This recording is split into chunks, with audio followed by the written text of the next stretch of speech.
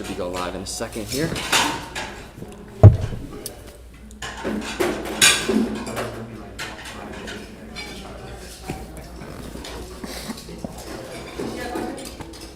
All right, I think we're good to go.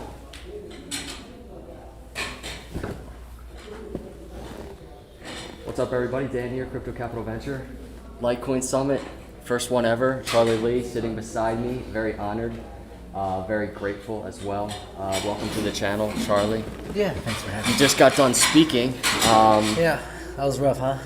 No, you did a phenomenal job. What cracked me up was how you started it.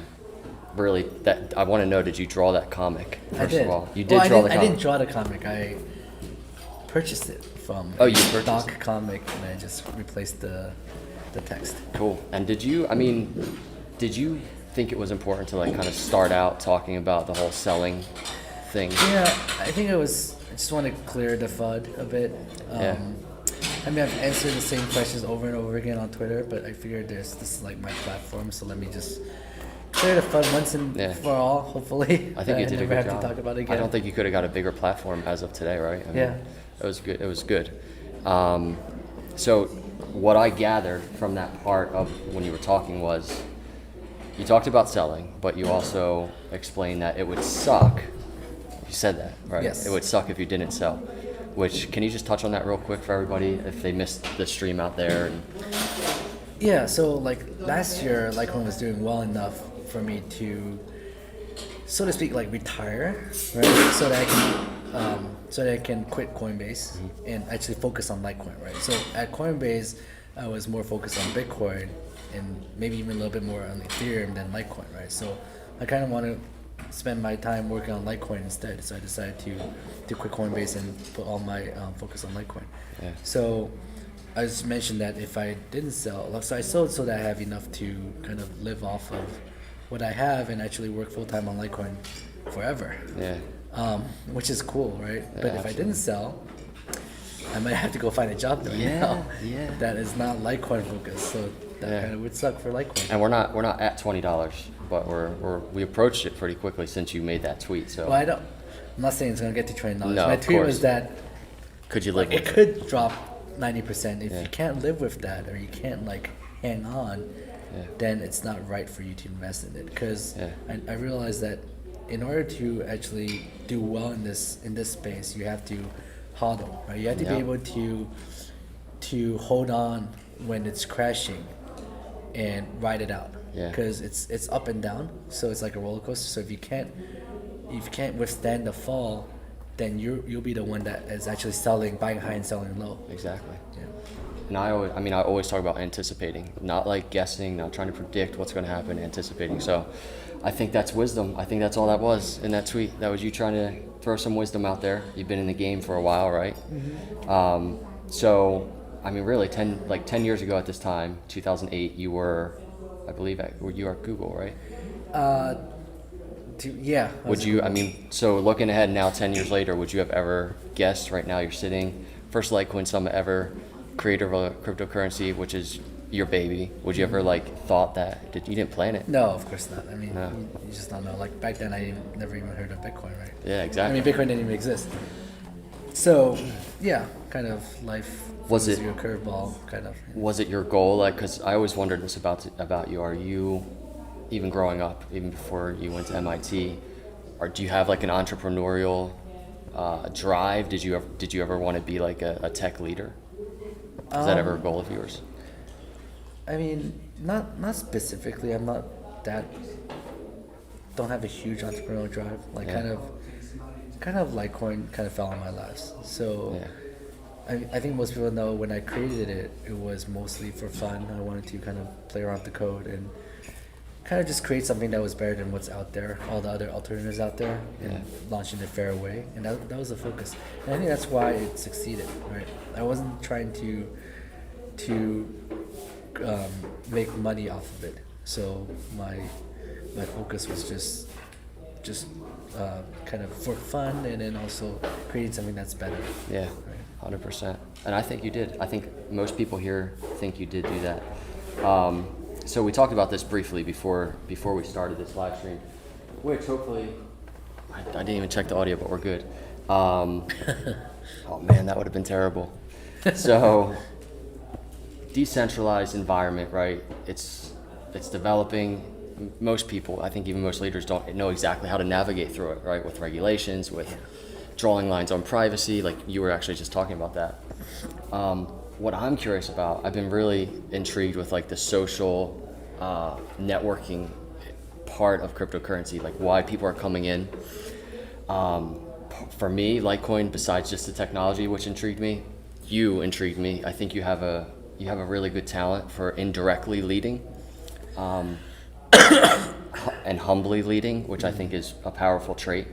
So, but my question for you is, how do you lead, and what are your plans for leading in this decentralized environment where Litecoin is supposed to be, a decentralized cryptocurrency? I think what I do is I try not to lead. A lot of people come up to me and say like they want to work with Litecoin, like how can they help? Like they want me to tell them what to do. Yeah. Right, and my response is like it's more of a bottoms up thing. It's more of a grassroots movement. It's a decentralized currency. So try to figure out what you're best at and contribute the best way you can. I'm not trying to tell people what to do, so I kind of lead that way. Yeah. And it is definitely not. Most people aren't used to that, and they don't know how they fit into this kind of like a decentralized currency. Exactly. But in the end, we want this to be a global money, right? It's not a company. It's not. It's decentralized, so people can use it and help with it as they see fit. Yeah. And it's not up to me to decide what's the right way for this to happen. To form. Which, I mean, this whole thing, this summer is a good example of that, right? I remember David Schwartz bringing up the idea for a Litecoin Summit, and then all these people just kind of interested, and they come together and make it happen. Yeah, like I didn't really put much effort into this in terms of like organizing, right? And it's great to have such a passionate group of people that want Litecoin to succeed as real world money. And like even when the price has dropped like 80% since the time when we actually started working on it, people didn't lose their passion. People were still passionate about it. People realized it's not the price that matters, it's actually usage and adoption. Yeah. So I'm pleasantly surprised that everyone is still so excited about Litecoin, even with the price being 100%. I've talked to a bunch of leaders, startups, and I think the general theme is now is the time to build. Mm-hmm. And you've been through it before, right? You've seen this cycle, so I'm sure you'd probably agree with that. Yeah, last year was extremely distracting with the whole SegWit and SegWit 2x and Bcash and all that craziness that's going on. And I guess it's fun to be in this space. There's never a boring day. Do you think that social drama will ever end? Especially like as the market cap grows, more people are coming into the space. Do you think it's just going to get crazier, the social drama? I think it's going to get crazier. I think the issue is that it's money, right? It's not. It's different than like the internet. Yeah. Right. The internet is not all about money. Like I mean, e-commerce is a little bit about money, but this cryptocurrency movement, it's all about money. So when you're talking about money, people get very they get feisty when like for example like the clash between different currencies, right? Because there's talk about there can be only one, right? Mm-hmm. It's true that you're kind of fighting for the same crown. Yeah. It's kind of like Game of Thrones, right? That's so true. It's like everybody's like, no, my cryptocurrency's better. Yeah. Because you have more invested in your cryptocurrency. Yeah. But I think our cryptocurrency is better. Yeah. I think Litecoin's better. Of course. So obviously there's a bunch of people on the live stream. We just talked about getting involved, right? And people that really want to lend a hand in this. What would you say to them in terms of what they could even do? It's basically contribute where the best you can, right? Whatever your talents are. and for a lot of people, it may just be getting the word out, right? Telling people about Litecoin, Bitcoin, and cryptocurrency in general, or whatever their favorite coin is. I think the whole movement is important. That, from my point of view, it's about a new form of money that will replace the flawed existing fiat money we have today. Yeah. And whether it be Litecoin, Bitcoin, or some other coin, it's about having freedom of money. 100%. And I think just getting that message across to people, convincing people to just play along with it, buy a little bit, use it, convincing merchants to accept it, and just foster adoption. I think that's the most important. So little things, even just getting on social media, tweeting about it, talking to their pizza shop about it, family, stuff like that. Yeah. That's how it grows organically, right? Cool. Told you I'd make it short and sweet for you, man. I really appreciate it. Really do. So it's been a long, January I started the channel.